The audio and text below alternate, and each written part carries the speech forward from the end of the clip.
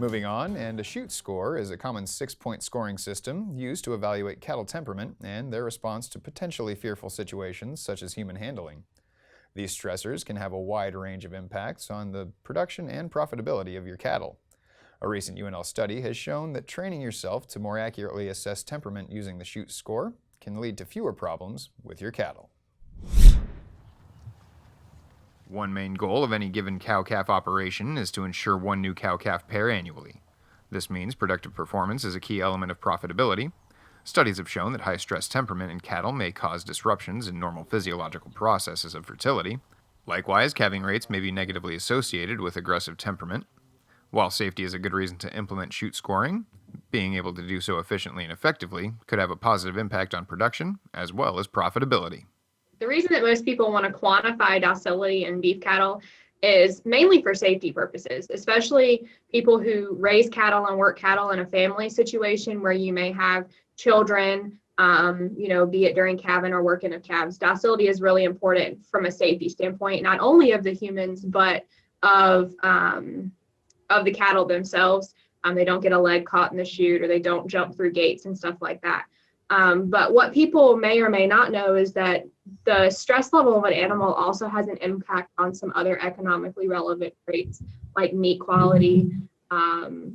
Dark cutters are known to be a result of cattle in stressful situations, and fertility. So cattle who are more easily stressed out it's harder for them to conceive. So, the benefits to me is that it's fast. You can do it during normal handling procedures whether you're just putting on pour-on or you're vaccinating your calves, whatever it may be. It's done kind of what we call at the speed of commerce. There's no drawing of blood, there's no taking a fecal sample or anything extra. But you do have to have a relevant understanding of the ethogram and knowledge in a way that's consistent across, multiple times of scoring cattle. Knowing that a solid understanding of Chute scoring is important to getting the most accurate score, in order to lend assistance to the beef industry, UNL grad students conducted a study to determine if training could improve a person's ability to accurately assess temperament via Chute scoring system. Through the use of pre-recorded training videos, the study showed scoring accuracy increased by more than 10% regardless of age or prior experience of working with cattle. And so what we did is we had 90 individuals throughout our study. They just responded to emails, flyers, things like that we kind of got the word out that we needed people to participate.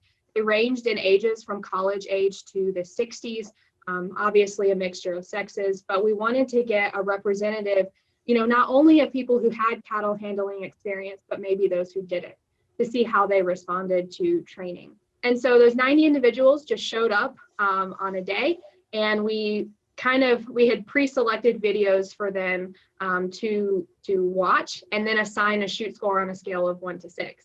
And at that time, this was could have been potentially their first time seeing a Chute score ethogram, or really maybe even the first time seeing a beef cow handled in general. And so the video was of the animal restrained in the head gate with the sidebars left open for 15 seconds. They then assessed the Chute score on a scale of 1 to 6. Following that first round, we randomized our participants based on their cattle handling experience, their sex, and their age. So we came up with representative groups, 3 representative groups. One was a control who got no training between the first and second times watching the video.